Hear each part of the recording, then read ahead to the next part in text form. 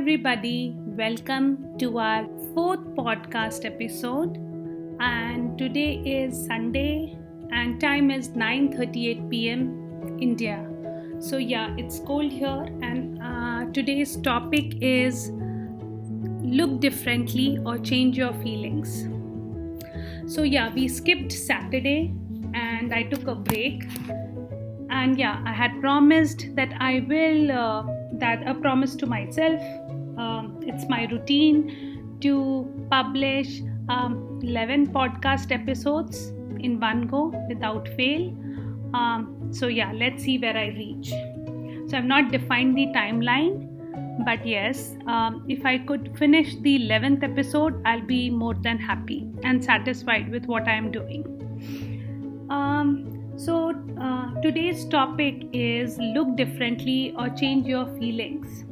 Last topic was, is it okay to be gloomy? So I was thinking on what topic should be discussed in this podcast episode, and then I thought, because we discussed is it okay to be gloomy, I think in continuation to that and in very similar lines, we should definitely discuss look differently or change your feelings. Now, I would like to understand what is your reaction about looking differently at things. Does it help you? Does it make you feel better when you're sad or you're feeling depressed, or if you're feeling anxious? If you look at things from a different angle, do you find relief from the pain, maybe for temporary a period of time? Because I know it is very, very difficult to change the pattern abruptly, and it is very, very difficult to apologize. It is very, very difficult to agree to what somebody is saying when you have difference in opinion. It is very, very difficult to let someone do something which is going to affect your life. When you are working as a team, it is very, very difficult to adjust in someone's weird plan or a totally different plan. So I would definitely like to know what is your take on that. But today I will touch all the points of looking differently or changing your feelings.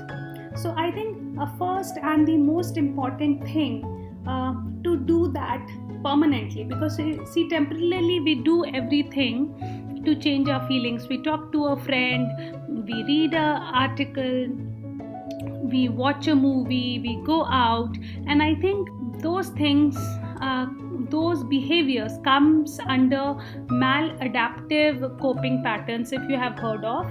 If somebody is not aware of maladaptive coping patterns, then I would like to highlight that anything which we do, like binge eating or scrolling our phone, checking messages, or doing something like this to divert from the serious issue, or diverting oneself from confronting or taking decisions or facing a problem, everything comes under maladaptive coping patterns.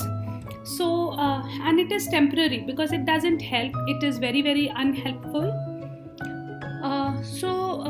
Today we are talking about something which we can permanently do so that we can change our thinking pattern. We look at things differently. So first and the most important thing which I feel is changing the entire schedule, and this has worked for me. So in last 1 year I have changed my entire schedule and I have put myself first. So it is very important to give yourself importance, and putting yourself first doesn't mean that you ignore feelings of others. It simply means that a healthy mind or a happy person can only bring happiness to others. So first your glass needs to be full, only then you can offer someone water if they want, right? Second thing is changing our approach towards life. So changing our approach is a wide subject, but in short I would like to explain that changing our approach simply means, like, hey, I was handling this problem in this way. Now what I'll do is I will do the other way around. I'll seek for more suggestions and I will make pointers like, yeah, the same thing with the same deadline and with the same achievement statistics can be achieved in different ways also. So let me explore the way. So here we are planning to change the approach by choosing different ways or adopting different methods to reach to the same conclusion. Yeah, so that helps in many cases. Third point is, I think, put yourself on others' shoes. Yeah, that is very important, because see, if you are a parent and if you have a child, and if a child is reluctant to do something, it can be like doing a homework, which is very very important for us as parents, because we want them to finish their homework on time, be very good at everything they do. But that is our own world, which doesn't work for them, because for them it creates stress and they feel sad about it. Yeah, they don't want to do, and we are like, oh God, why are they not doing, why are they not listening? It's so simple. But remember, as a child, sometimes we used to not understand, like 5 people around us are making a fuss about the topic, and it took us years to understand that yes, that really made sense from their point of view, but we couldn't get that thing then, and it made our life miserable then. So yeah, it is very very important for us to take a break, take a pause, and think from others' perspective too. Another point is, let's not judge. Let's not judge anybody if they are unable to keep a promise, if they are, even if they are consistently, which looks very very obvious, which looks very very obvious, to the point that we conclude that, oh, they are not interested in remaining our friends, they are not interested in whether we are in pain, or they just don't care. Even if those kind of thoughts are coming to us and we feel very very lonely, we feel sad, we are like, we cared for you 100 times and you are not caring, you are not a caring person. And this all conversation is within you, right? Because you can't go unless and until you're very very comfortable with that person, you won't go and confront that person, right? So this all story is going inside you, within you, and we end up judging that person, that hey, as per the pattern, or as per the article, or as per something, or as per this, that they want to do this, or they'll end up doing this, or they'll end up screwing our life. So let's stop judging others, not because we can't do it, not because it is a wrong thing to do, but only to spare your life for better. Yeah, so spare yourself, stop from overthinking, stop this, and save yourself. Basically save yourself from all those thoughts, because one thought leads to another and another leads to another, and it is a negative chain. Yeah, so don't get into that. And I think meditation or a hot shower or something like this will help you, or maybe a warm mug of water or something, yeah, which will help you not to judge them, even if you are suffering from the worst phases of your life. Another point which I think is very very important is, never, even if the person has been unfaithful, not good, even if nothing is working for you in a relationship, or be it a boss or a colleague, boss or a reportee, or a colleague, or a neighbor, or any kind of relationship, parent daughter, parent son, any kind of relationship it is, don't ever threaten to or leave someone or something in hurry. And this is a very important thing. Why? Because if you suddenly do something, like we are in this digital world and we are used to blocking people, like not picking their phone, avoiding them. We do hundreds of things. But let me tell you one thing, we are only making our lives miserable. Why? Because vibes don't lie. Whenever we are ending something or threatening somebody of ending something, we are only and only getting vibes from them. We are just opening the doors for bad vibes, good vibes, confused vibes, all the vibes. Because when you are ending something, you go back in past, you think about good things, you think about bad things, you think about what is happening. So you have to cut this chase. You have to cut this chase of all those vibes. So vibes chasing you is not good, it's not healthy. So don't do that. Don't take decisions. You don't have to. We have been taught that we need to decide either yes, either no, either A, either B. No, I don't think so that we need to decide everything. No, it's a myth. The one thing which you can do is only to detach yourself from the surrounding and focus on yourself, focus on your well-being, focus on what you have achieved today, focus on what is your plan for future, focus on what I can do, how can I contribute to the society. These are the important things we should focus on, and we should not spend our energy in doing something which is not at all fruitful. So this is one of the important points. I think all the points are important, to be very, very honest. Next point is why I have put pointers is because if we don't discuss in pointers, everything and every point looks like same. So I wanted to keep it separate. So I'm talking about pointer wise. So next point is don't leave emotions or issues unresolved. So when you are in a team and if something wrong happens, I know for resolving something, for discussing something, or for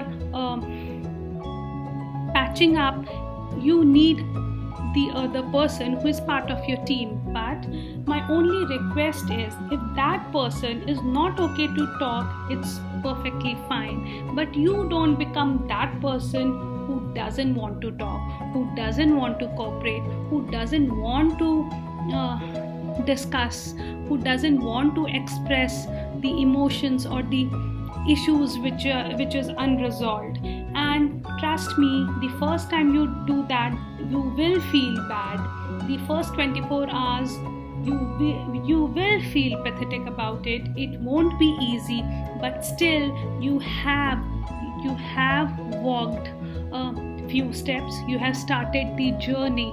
You have started the journey of resolving the issues, and you have started the journey of accepting and healing yourself.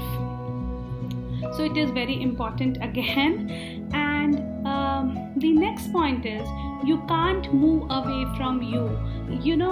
This is sorry, this is a very, very personal, I would say personal approach, and this is very dear to me.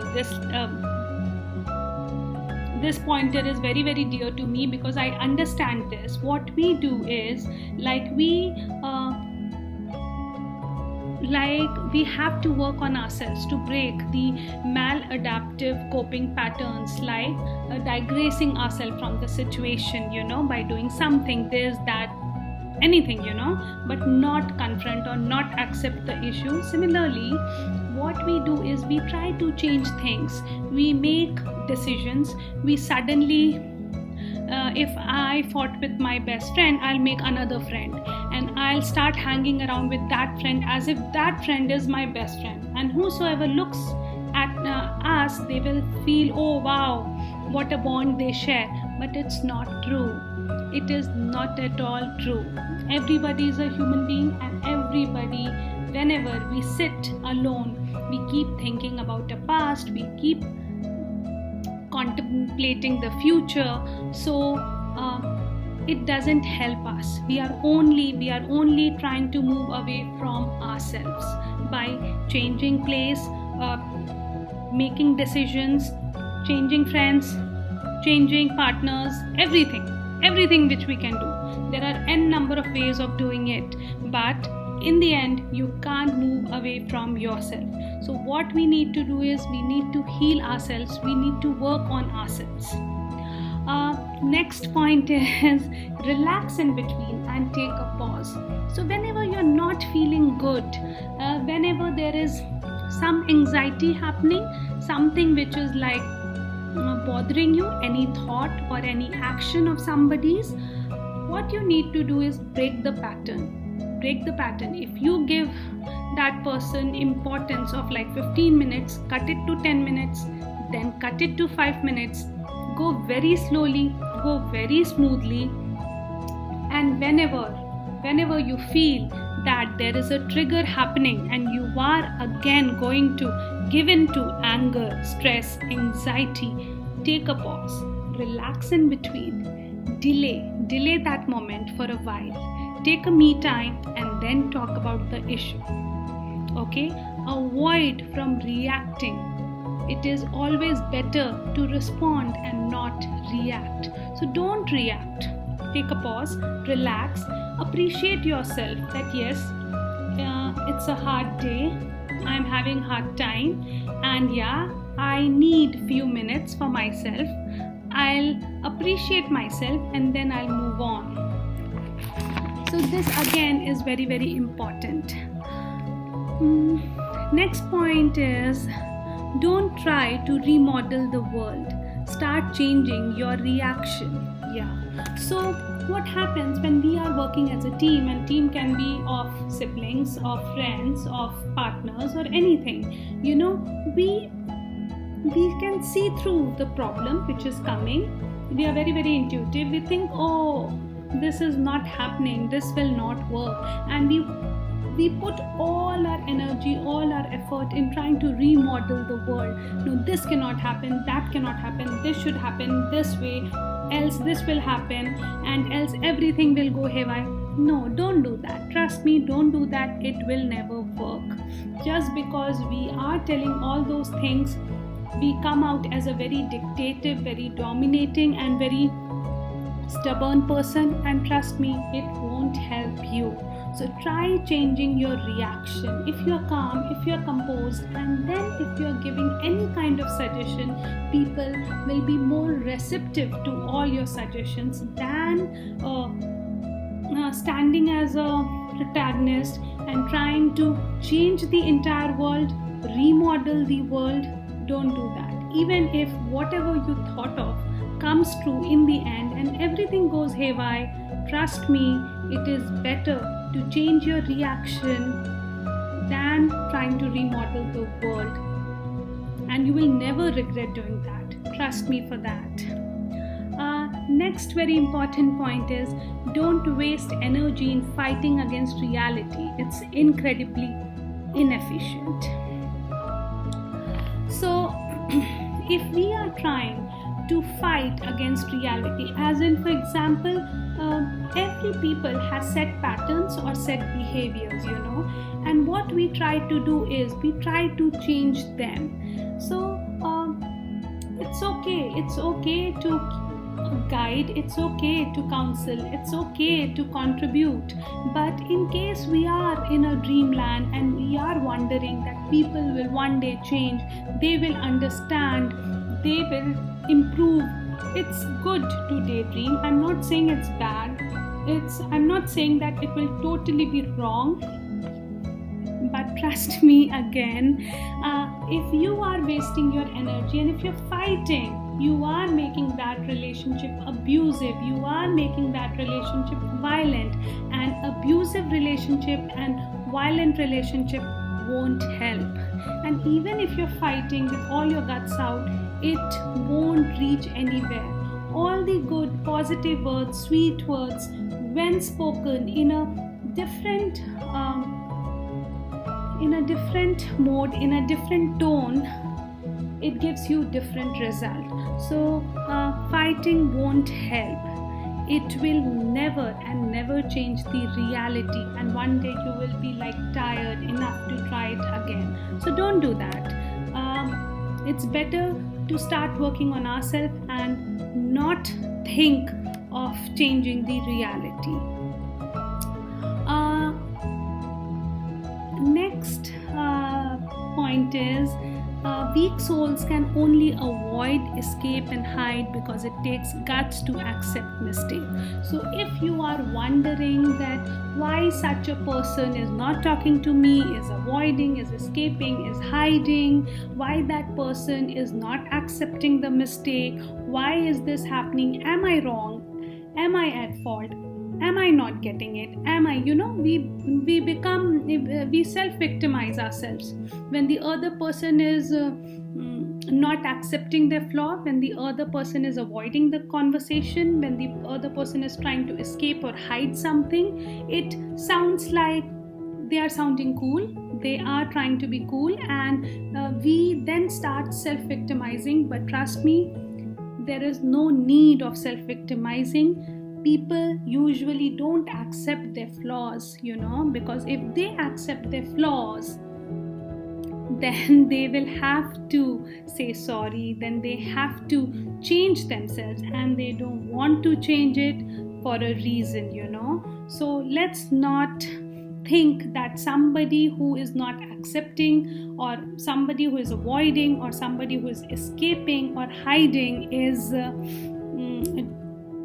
right and we are wrong. No, that's the wrong way of thinking.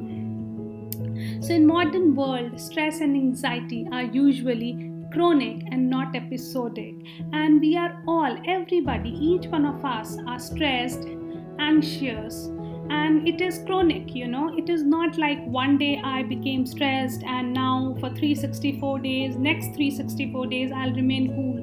No, it is not there. And that is why the topic of maladaptive coping mechanism comes into play.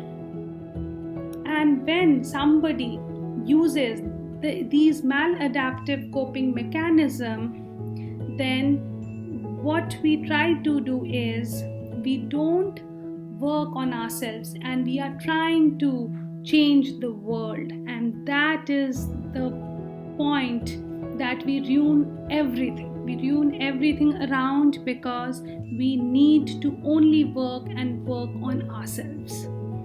Yeah, and for continuously, if you're trying to avoid a thing, or if you're trying to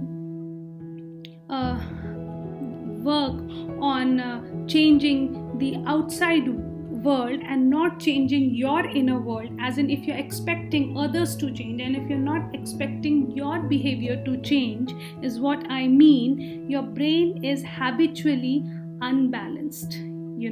Your brain becomes habitually unbalanced, and you think that even if you're wrong and everybody can see you're wrong, you won't agree to that. But yeah, there is a breather, because these practices, these mechanism habitually unbalances your mind, but it is not intrinsic, and hence counseling sessions, or hence if somebody can help you, or people around you, or family or friend can start working with you and can guide you, you can start building new habits of thinking. Yes, so that is why, and this is the place where support group or community building comes into play, where people help the strong souls, I would say, it's a better word. The strong souls can help weak souls to change the way they think. And then when you start doing this, when you ask for help and you start working on yourself, your healing starts. And what are you able to do? You are able to give more. Once your glass is full, you are able to give more. You are able to think about the society. You want to give back to the society. You want to do something which is good, nice, happy, pleasant, right? And then you get the ultimate fulfillment. And trust me, this is something which will make you really, really happy. We are souls, and we are not mind, we are not body, we are souls, and we have light within. So whenever we give somebody something, we feel good about it. So the more you give, maybe it is love, maybe it is a cup of tea, maybe it is anything, the more you get healed. So thank you so much, guys. This topic was lengthy, and hence I was like, I wanted to cover all the points, else this won't have made a complete sense and you would have to wait for my next podcast episode. But I wanted to do a different topic in my next podcast episode, and hence I made it a bit lengthy, but I hope that you would have definitely liked the session, and I'll be awaiting feedback from you at Preeti, PRRITI @blinkofan eye.in. Thank you so much. Good night. Take care. Bye. Love you all.